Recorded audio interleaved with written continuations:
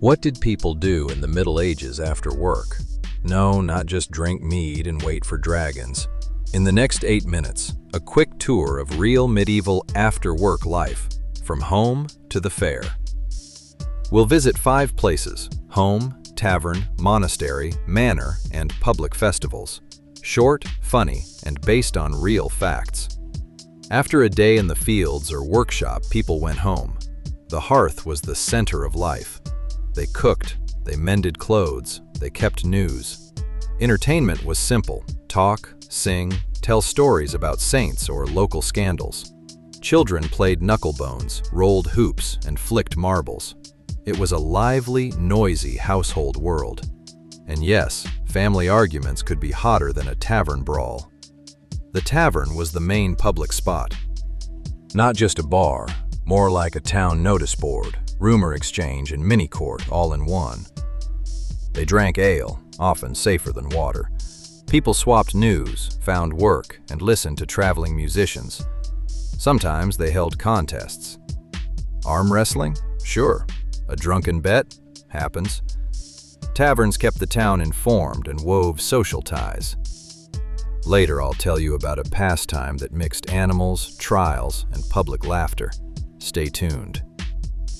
Not everyone partied. Monasteries were about discipline, prayer, and study. But they had leisure too. Reading, singing, copying books, gardening.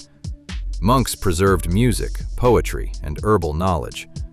Sometimes travelers rested at monastery guest houses, a calm, measured kind of downtime. The nobility relaxed differently. Hunting, falconry, tournaments. These were both sport and political theater. Tournaments were real spectacles: horses, armor, honor, and loss. At court, they played chess, ordered music, and held balls. Noble leisure was both training and status display.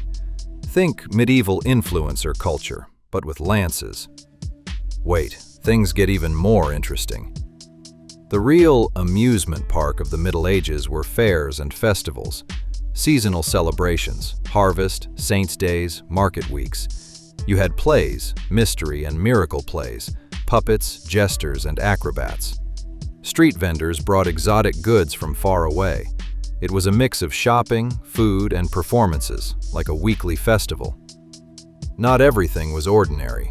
Some pastimes look strange today. Public punishments were also a spectacle for the crowd. Animals were sometimes put on trial, theatrical and bizarre.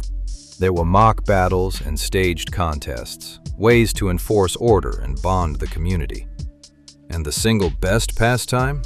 It's surprisingly simple. Any guesses? Compare by accessibility, safety, honesty of pleasure, cultural value, and degree of fun. The picture is interesting. The nobility had status and spectacle, but not broad access. Monasteries were safe and culturally rich, but strict. Taverns and fairs were accessible and lively, but sometimes risky. The most honest pleasure was simple and shared. So the real winner isn't a tournament or monastic silence. It's shared time. Bread, a cup, people next to you. Eating, talking, singing by the hearth. That's what bound people together.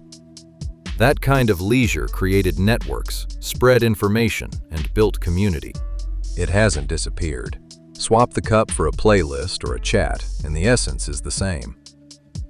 If you like this, subscribe and hit like. Write in the comments, which medieval pastime would you try?